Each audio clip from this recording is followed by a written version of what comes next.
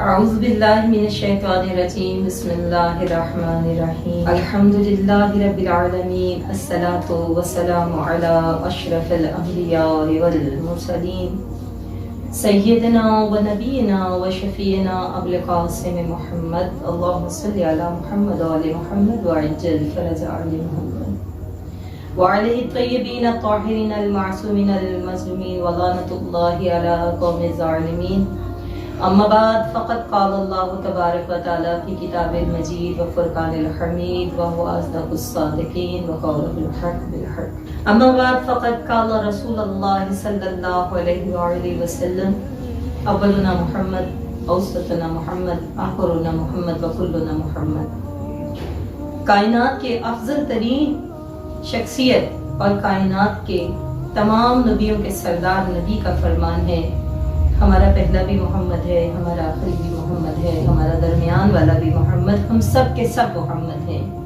در حقیقت اس حدیث کے پس پردہ بات یہ ہے کہ ان کا قول بھی ایک ہے، ان کا فعل بھی ایک ہے، ان کی جستجو بھی ایک ہے، ان کی گفتگو بھی ایک ہے، ان کی آبرو بھی ایک ہے، ان کی طینت بھی ایک ہے، ان کا انداز بھی ایک ہے، ان کا کلام بھی ایک ہے۔ جو پہلے محمد نے کہا وہی آخری محمد کا فرمان ہے، درمیان والے محمد کا بھی وہی کردار ہے جو پہلے محمد کا کردار ہے۔ تو مومنات گرامی، سرکار دو عالم کی اس روایت کو، اس حدیث کو محسن نقوی نے بہت خوبصورت الفاظ میں اپنی ایک ربائی میں دیا ہے کہ اللہ نے کچھ اس طرح سے اتارے ہیں محمد، ہر دور میں ہر شخص کو پیارے ہیں محمد۔ اکثر در زہرا پہ یہ جبریل نے سوچا پیغام کسے دوں کہ یہ سارے ہیں محمد۔ اللہ اللہ، کائنات میں واحد گھرانہ محمد آل محمد کا گھرانہ ہے، جس کا پہلا جو کلام کرتا ہے وہی آخری کا کلام ہوتا ہے، جو پہلے کا کردار ہوتا ہے وہی آخری کا کردار ہوتا ہے۔ ان کا قول بھی ایک ہے، ان کا فعل بھی ایک ہے، حق ان کے ساتھ ہے، یہ حق کے ساتھ ہے۔ خالق کائنات ان کی ہر کلام کو اپنا کلام کہتا ہے، ان کے ہر فعل کو اپنا حکم کہتا ہے۔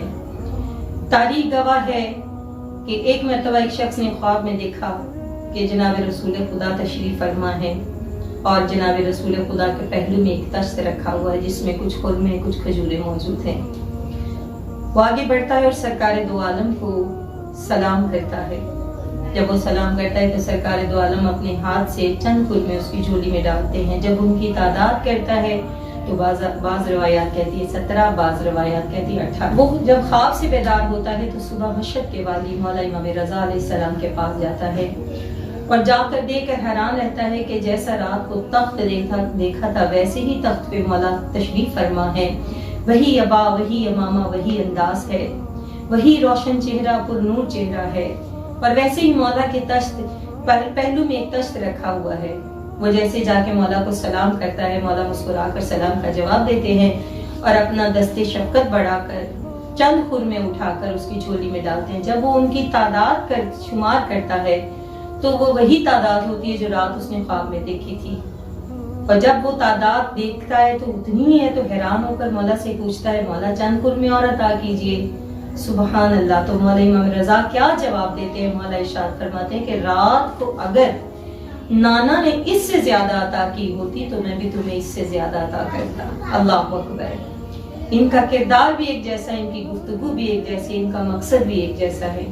میری جان قربان ہو جائے اس پاک اور طیب گھرانے پہ۔ مومنات گرامی، ہم اللہ کی کائنات میں عطا کردہ نعمتوں کا شکر بھی ادا کریں تو اس نعمت کا شکر ادا نہیں کر سکتے جو اس نے ہمیں مودت اہل بیت عطا کی ہے، ہمیں اپنے خاص کرم سے نوازا کہ جن پہ وہ خود درود پڑھتا ہے ان سے ہمیں بھی محبت کرنے کی توفیق عطا کی۔ آج جس امام عالی مقام کا ہم تذکرہ کریں گے یہ میرے 9ویں امام ہیں اور 13ویں معصوم ہیں، جن کا نام محمد تقی الجواد ہے، نام محمد ہے۔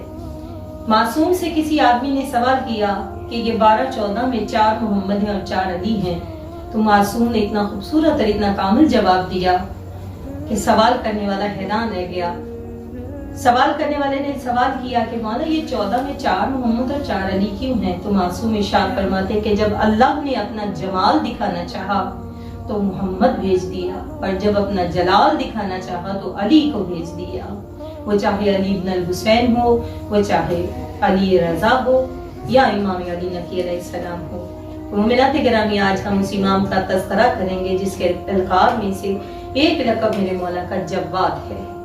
ये मेरे मौला वो है जिनकी तारीख़ विलादत 195 हिजरी 10 रजबुल मुरज्जब है और मेरे मौला की शहादत 220 हिजरी में होती है, यानी मेरे मौला की कुल उम्र 25 या 27 साल तारीखों में लिखी हुई है। ये मेरे इमाम वो हैं जो इतनी सी छोटी सी उम्र में 18,000 आलमीन की इमामत का मनसब संभाल रहे हैं, 18,000 आलमीन की हदायत का मनसब संभाल रहे हैं। अल्लाह अल्लाह, फातिमा ज़हरा का हर लख्ते जिगर अपनी मिसाल आप है।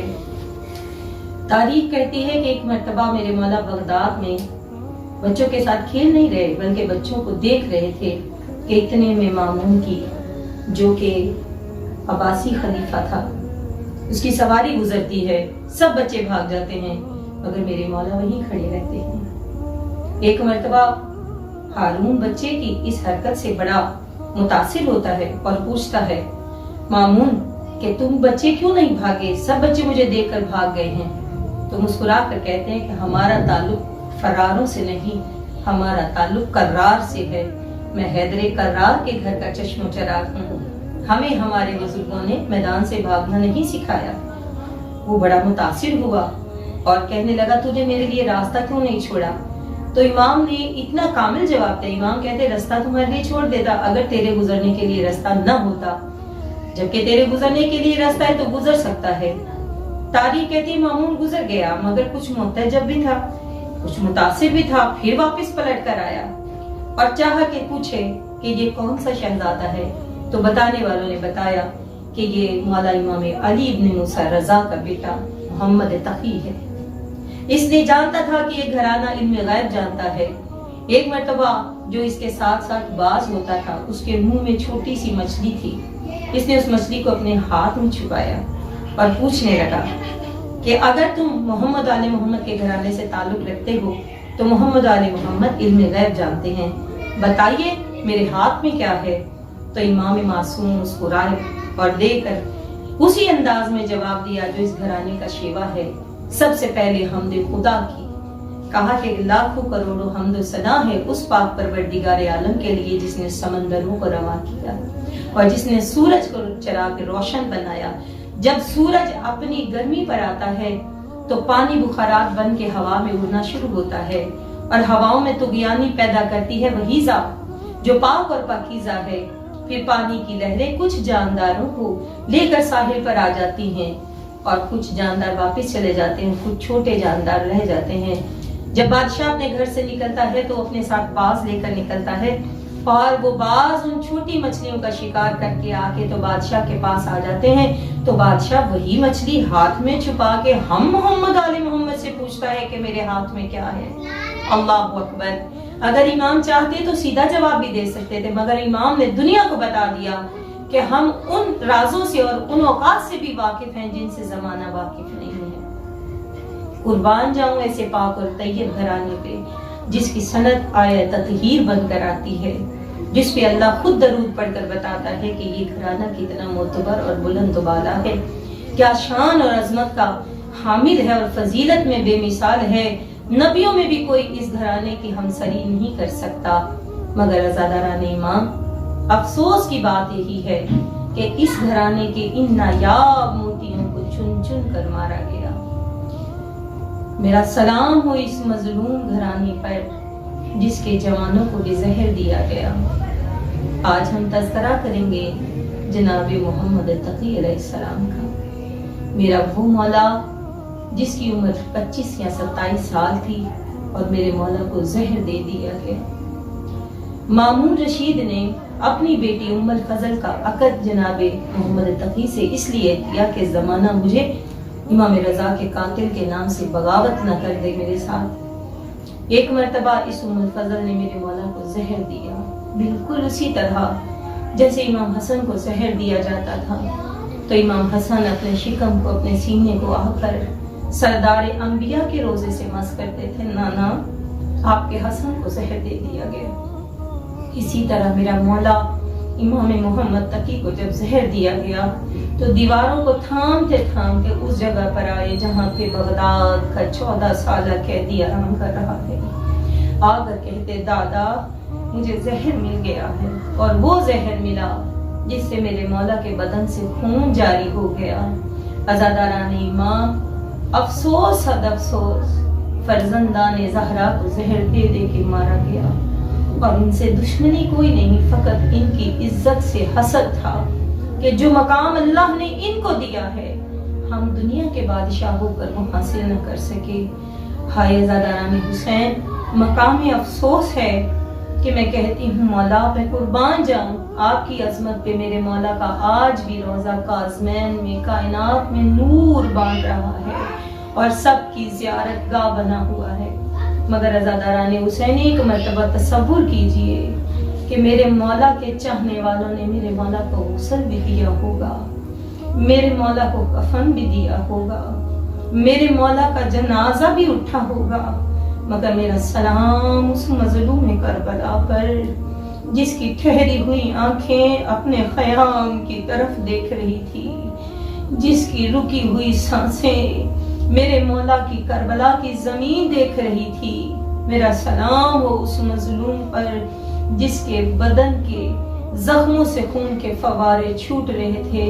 میرے مولا امام زمان علیہ السلام فرماتے ہیں میرا سلام ہو اس مظلوم پر جس کو مارنے کے بعد بھی لوٹا گیا، میرا سلام ہو اس مظلوم پر جس کی بیٹی دیکھ کے کہتی رہی ہائے میرا مظلوم بابا.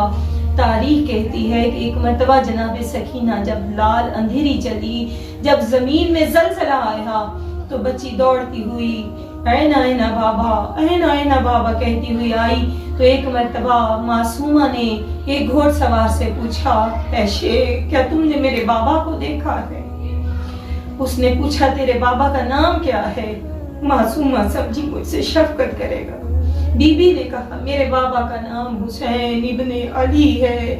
یہ نام سننا تھا کہ ایک مرتبہ وہ ظالم اپنی سواری سے نیچے اترا اور ایسا یتیمی کا پیار میری بیوی کے چہرے پہ کیا کہ میری بیوی منہ کے بل زمین پہ گر کے کہتی اب تو بتا دے کہ میرا بابا کہاں ہے. اس ظالم نے ایک تیر کمان میں جوڑا اور تیر کو چھوڑتے ہوئے کہنے لگا جہاں یہ تیر قیام کرے گا وہی تیرا مظلوم بابا ہوگا. عزاداران حسین تیر نے امام کی پیشانی پہ آ کے قیام کیا. امام نے رو کے کہا علیہ سکینہ سکینہ میرے پاس آ جاؤ. عزاداران حسین میرا سلام اس بیوی پہ جو رو رو کر اپنے بابا کے سینے سے تیر کھینچ رہی تھی. اللہ لعنت اللہ علی قوم ظالمین. پروردگار عالم تیری بارگاہ میں دعا کرتی ہوں اے زمین و آسمان کے خالق، اے محمد آل محمد کے اللہ، محمد آل محمد کے صدقے میں ہمارے اس پرسے کو قبول اور منظور فرما، اور خصوصاً بالخصوص جو مومنین دن رات کوشش کر رہے ہیں، دن رات محنت کر رہے ہیں اعلیٰ جل چینل سمیت، کہ جن کی یہ کوشش ہے کہ وہ جگہ جگہ دنیا کے کونے کونے میں ذکر محمد آل محمد کو پہنچائیں اور لوگوں کو تاریخ یاد کرواتے رہیں. پروردگار ان کی کوشش کو کامیاب بنا اور ان کی توفیقات میں اضافہ فرما. آمین. اللہم ربنا آمین. ربنا تقبل منا انک انت السمیع العلیم.